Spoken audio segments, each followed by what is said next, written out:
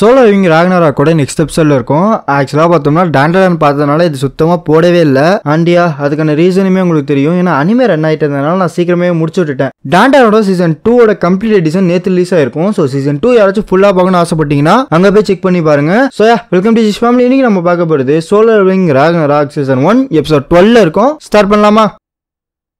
ஏய் கார் வச்சுட்டு இங்கே நெல்லு. இங்க வந்து ஒரு 3 மாசம் ஆயிருக்குன்னு நினைக்கிறேன். உங்களை நான் இங்கே பார்த்துருக்கேனே.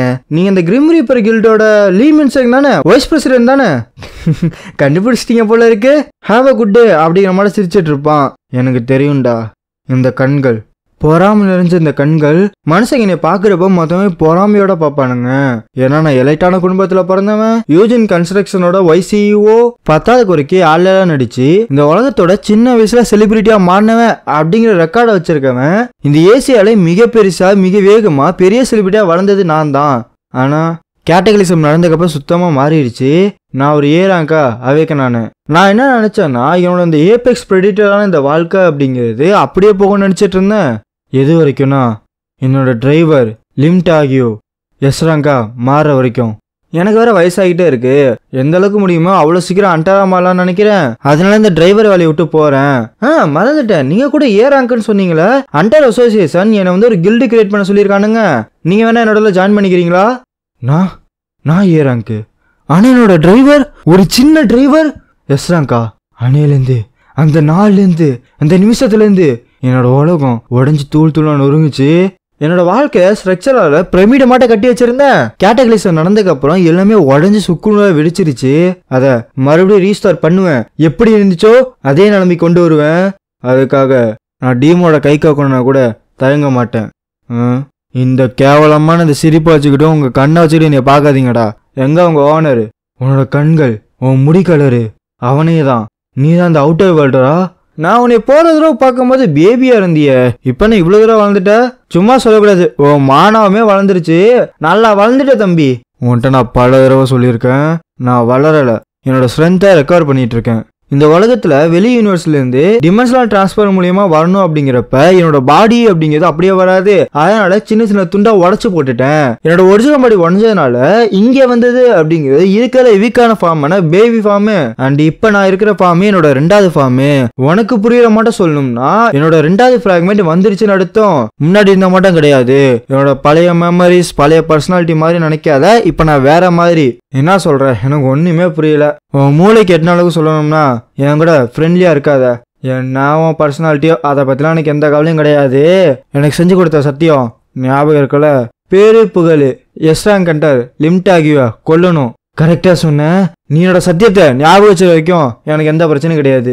நான் உன்கிட்ட தெளிவா சொல்லியிருக்கேன், எந்த ஒரு ஸ்பெஷல் ரீசனும் இல்லைன்னா இந்த படி தலையச்சு கூட படுக்காதுன்னு. ஸ்டார்டஸ் மேனுஃபேக்சர்ல ஒரு ப்ராப்ளம் வந்திருக்கு. ரீசெண்டா ஐநாகல்டையும் நம்ம கிடைக்க வேண்டிய இந்த எரிக்கட்டையும் ஒருத்த முகமூடிய போட்டுட்டு கத்திய வச்சுட்டு போட்டு தள்ளியிருக்கான். அதனால நமக்கு பெரிய பிரச்சனையே வந்திருக்கு. நம்ம ஃபேக்டரி எடுத்து மூடிட்டாங்க. ஃபயர்வுட் சப்ளை அப்படிங்கிறது நின்று போயிடுச்சு. லீ நீ தானே சொன்ன நான் சொல்ற திட்டப்படி பண்ணா ஸ்டார்டஸோட மேனுஃபேக்சர்லயும் டிஸ்ட்ரிபியூஷன்லயும் எந்த ஒரு இஷ்யூ வராதுன்னு. இங்க பாரு தம்பி, பிசினஸ்னா அப்படி இப்படி இருக்கதா செய்யும். சின்ன சின்ன விஷயத்துக்குலாம் கோவப்படலாமா? என்ன தைரியம் உனக்கு? என்னோட ப்ரீவியஸ் பர்சனாலிட்டி உன்னைய பானை சூஸ் பண்ணது தப்புன்னு நினைக்கிறேன். இவனுக்கு அப்படியே ஒரு மாதிரி ஆயிரும். கையில இருந்து கத்தி எடுத்து, இல்லை என்ன நினைச்சிட்டு இருக்க? நான் ஒன்னும் மத்தையோட பிரெயின் வாஷ் பண்ண குப்பை கிடையாது. நான் ஒரு ஏறான் கண்டரு. நீ என்னோட பவர் ரெக்கவர் பண்றதுக்கு முன்னாடியே உன்னை முடிச்சுட்டு போயிட்டே இருப்பேன். ஹியூமன் ஹண்டர் அப்படிங்கிறவங்க அவங்க மானவ குவான்டிட்டியை வச்சு முடிவு பண்ணிடுறானுங்க. அதுதான் அவங்களோட பலம் அப்படின்னு வேற நம்புறானுங்க. பைத்தியக்காரனுங்க. திடீர்னு கீழே போயிட்டு இருந்தாலும் அவன் மண்டல இட்டாரியம் வந்துடும். இட்டாரியமோட சிம்பிள் பயங்கரமா பறக்க என்ன தாரா எல்லா பக்கட்டும் மான சுத்தி அடிக்குது. ஒருவேளை இவன் இந்த போட்டு இந்த பில்டிங்ல இருக்க எல்லாருமே மாறிடுவானுங்க. சின்ன குழந்தையில இருந்து பெருசான கிழமை வரைக்கும் எல்லாரும் மண்டையில இட்டாரியம் சிம்பிள். சொல்ல போனா இந்த பில்டிங்ல இருக்கவங்க கிடையாது, இந்த பில்டிங்கே இட்டாரியமா மாறிடும். நான் வந்துட்டா தெளிவா சொன்னல, என்னோட ப்ரீவியஸ் பர்சனாலிட்டி அப்படிங்கிறது சர்வைவலுக்காக தான் சூஸ் பண்ணிச்சு. ஆனா இப்ப எனக்கு அந்த பவர் இருக்கு, சர்வைவ் ஆகிறதுக்கு ஸ்ட்ரென்த் இருக்கு. நீ எப்படி நடந்துக்கிறியோ அதை பொறுத்து நம்ம ரிலேஷன்ஷிப் இருக்கும். முடிவு உன் கையில. இந்த பகுட்டு எல்லாம் கத்தி கடப்பாரன்னு ஒரு பகுட்டு, கான்லெட்டு கண்ணுன்னு ஒரு பகுட்டுன்னு சொல்லி எல்லாம் அட்டாக் பண்ணி ரெடியா வருவானுங்க. இவனுக்கு அள்ளு விட்டுரும். ஆஹா அப்படிங்கிற மட்டும் ஆயிரும். என்ன விளையாண்டுட்டு இருந்தப்பா, என்ன சீரியஸா எடுத்துட்டீங்களா? நீ எஸ்ராங் கண்டரை கொல்ல முடியுமான்னு டெஸ்ட் பண்ணி பார்த்தேன். வேற ஒண்ணு இல்ல, தப்பா அது நினைச்சுக்காத. ஏதோ ஒன்று உன் காரியம் என்ன முடியலை, இந்த தடவை நீ மன்னிச்சு விட்டுறேன், ஓடி போயிரு. இது என்னன்னு தெரியுதா, ஸ்டார்டஸ்ட்டை 100 மடங்கு கண்டென்ஸ் பண்ண என்னவா இருக்குமோ அதுதான் இது. இதை நீ டைல்யூட் பண்ணினா எக்கச்சக்கமான ஸ்டார்டஸ்ட் அப்படிங்கிறது கிடைக்கும். ஆனால் இதோட பவர் முன்ன மாதிரி கிடையாது. ஸ்டார்டஸ்ட் அப்படிங்கிறது லோ ரேங்க்ல இருக்க அண்டருக்கு மட்டும் தான் யூஸ் ஆகும். ஆனால் இது உன்னைய மாதிரி ஏ ரேங்க்ல இருக்கவனுக்கு யூஸ் ஆகும். வேணா ட்ரை பண்ணி தான் பாரு. நான் இந்த உலகத்துக்குள்ள யோசிக்க முடியாத நம்ப முடியாத அளவுக்கு ஒரு பெரிய மான்ஸ்டர் இறக்கி விட்டுட்டேன். ஆனா அது எதுவுமே என்னோட கவலை கிடையாது. என்னால் உணர முடியுது. அடுத்த ஃப்ராக்மெண்ட் சீக்கிரம் வந்துடும். ஒருவேளை என்னோட ஸ்ட்ரென்த்தோட ஃப்ராக்மெண்ட்டோட ஃபியூஸ் ஆயிட்டேன்னா நான் இங்கே ஒளிஞ்சிருக்க வேண்டிய அவசியம் கிடையாது. அந்த நேரம் வரும்போது இந்த போட்டு ஒரு பாம்பு அங்கிட்டு இங்கிட்டு சுத்திக்கிட்டு இருக்கும், பயங்கரமா அடிச்சுட்டு இருக்கும். நம்ம கிரே எஸ்லாம் பறந்துட்டு இருப்பானுங்க. திடீர்னு அங்கேருந்து ஓடி வந்து ஜம்ப் அடிச்சு அதை பிடிப்பான் பாருங்க. அங்கிட்டு இங்கிட்டுன்னு சொல்லி அதை வளைச்சு அடிச்சுக்கிட்டு இருக்கும். சொல்லி அதை அப்படியே நசுக்க கண்ணுக்கு அது மூக்குலேருந்து ரத்தமா தெரிக்க அதோட செல் அப்படியே வெடிச்சு சதறும். அப்படியே அதை போட்டு அப்படி வருவாங்க பாருங்க, பயங்கரமா இருக்கும். அந்த நேரம் வந்துருச்சுன்னா உண்மையான போர் தொடங்க ஆரம்பிச்சிடும். என்னடா இது, நம்மள இப்ப போய் கேட்டு கோட்டு இருக்கானுங்க, பேமெண்ட்டுமே கரெக்டா வந்துடுது, ஆனா கேட்டை மட்டும் வெடிக்க பார்க்கணும். இது சூப்பர் டூப்பர் வில்லங்கமா தோணல. இவன் எஸ்கவேஷனுக்கு ஒரு டீமையுமே கூட்டிட்டு வரல. 10வது குறைக்கு கேட்டை கிளியர் பண்ணி உள்ள இருக்க பொருள் எடுக்கல அப்படின்னா கேட்டுமே வேஸ்ட். முன்னாடியாச்சும் டி ரேங்க் கேட்டுக்கு போயிட்டு இருந்தான், இப்ப சி ரேங்க் கேட்டுக்கு போயிட்டு இருக்கான். எனக்கு என்னமோ என்ன நடக்குதுன்னு தெரியல. இந்த பாட்டு உள்ளார அங்க இது பண்ணிட்டு இருப்பானுங்க. நம்ம பெருமே சாப்பிட்டுட்டு இருப்பான். நம்ம எஸ்ல ஏதோ ஒன்று கலெக்ட் பண்ண, கிரே ஏதோ ஒன்று தின்னுட்டு இருப்பான். சின்னத்தல ஓகேவா, ஏன்னா இது ஸ்ரீரங் பாஸ் தனியா சண்டை போட்டு போயிருக்காரு. இந்த போட்டி இவன் பூந்து அடிச்சுட்டு இருப்பான். என்னடான்னு பார்த்தா ஒரு 30 அடிக்கு அத்தா தண்டிக்கு ஒரு பெரிய சிலந்தி கிடக்கும். அது காலை வச்சு அங்கங்க நோட்டிட்டு இருக்கும். இந்த போட்டி இவன் கத்தி எடுத்து ஸ்லோம்ஸ் ஒன்று போட பயங்கரமா இருக்கும். பேரலைஸ் எஃபெக்ட் ஆக்டிவேட்டா இருக்கும். பட் இதுக்கு ஒர்க் அவுட்டே ஆகாது. இப்பதானா அந்த பேரலைஸ் எஃபெக்ட் யூஸ் பண்ணலாம்னு நினைச்சேன். ஆனா என்ன பண்றது, சிலந்தைக்கு இது ஒர்க் ஆகாது போல இருக்கு. நான் அப்பயே நினைச்சதுதான், பூச்சி கூட சண்டை போடணும்னா இந்த போட்டு கத்திய விட்டு எரிய அப்படியே ஜம்ப் அடிச்சுட்டு போய் பயங்கரமான ஒரு குத்துன குத்துக்கு வாய் வயிறுல இருந்து ரத்தமா தெரிக்கும். என் கைய வச்சு சண்டை போடலான்னு சொல்லிட்டு இன்னும் முடியல தம்பி. இந்த போட்டு கத்தி எடுத்து அங்கிட்டு இங்கிட்டு பயங்கரமா அடிச்சுட்டு இருப்பான். என்னோட பவர் இப்ப பயங்கரமா வளர்ந்துருக்கு. ஸ்ரீரங் பாஸை நான் தனியா சமாளிக்கிற அளவுக்கு வளர்ந்துருக்கு. அடுத்து பீராங் கேட்டுக்கு போலான்னு நினைக்கிறேன். அது மட்டும் இல்ல, ரூலர் அத்தாரிட்டியை எப்படி சண்டையில யூஸ் பண்ணணும், இடையில எப்படி யூஸ் பண்ணணுன்றத கத்துக்கிட்டேன்.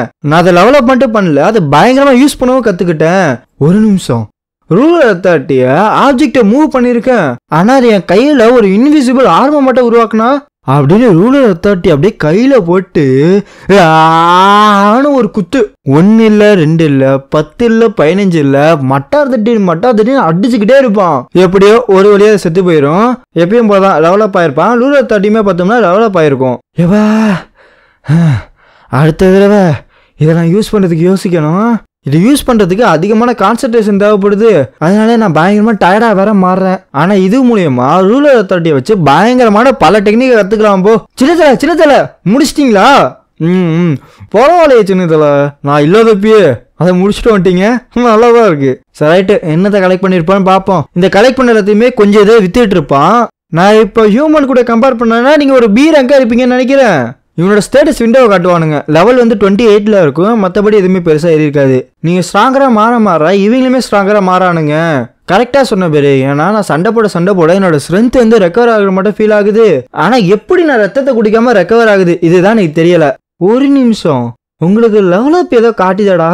பார்த்தா எசில் வந்து 19ல இருப்பா, கிரே வந்து 17ல இருப்பான். இந்த மாட்டம் ஒண்ணா நான் பார்த்ததே கிடையாது. நான் ஒண்ணு உங்களை மாட்டோமோ இல்ல ஜினுவோ மாட்டோமோ பிளேயர் கிடையாது. அப்படி இருக்கிறப்ப எனக்கு எப்படி இந்த லெவல்லாம் காட்டுது? அப்படின்னா உனக்கு சிஸ்டமே கிடையாதா? என்னால் நம்ப முடியல. இவளுக்கு சிஸ்டம் கிடையாது. சிஸ்டம் கிடையாதுன்னா ஸ்டேட்ஸ் கிடையாதுன்னா பவர் பண்ண முடியாது. அப்படி இருந்துச்சுன்னா இனிமேட்டு இவ எப்படி ஸ்ட்ராங்கரா மாறுவா? இந்த டீமேட் சிஸ்டம் அப்படிங்கிறது ஒரு புரியாத புதிராவே இருக்குது. அதை எப்படியாச்சும் சால்வ் பண்ணி ஆகணும். உங்களுக்கு லெவலப் பண்ண ஒரு ஐடியா கண்டுபிடிச்சிட்டேன்டா. சீக்கிரமாங்க இன்னொரு ரைடுக்கு போகலாம். எது இப்பதான் 2 முடிச்சோம். இங்க பாருங்க சின்னத்தல, எனக்கு என்னமோ நீங்க அடிக்ட் ஆகிற மட்டுமே தோணுது, பாத்துக்கோங்க. அப்படின்னு நம்ம சேட டஞ்சனுக்குள்ள என்டர் ஆயிருப்பானுங்க. ஏன்னாங்க எக்ஸ்கேவேஷன் முடியும்ல, அதனால அப்படி பண்ணிருப்பானுங்க.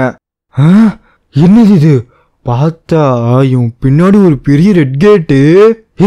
இது சாட டென்ஷனுக்குள்ள எப்படி இது இந்த அளவுக்கு பயங்கரமான ஹிட்டா? இது கேட்ல இருந்து எவ்வளவு ஹிட்டடா விட்டுக்கிட்டு இருக்கு? ஏண்டா பெரு சாட்டை டென்ஷனுக்குள்ள டஞ்சன்ல வருமா?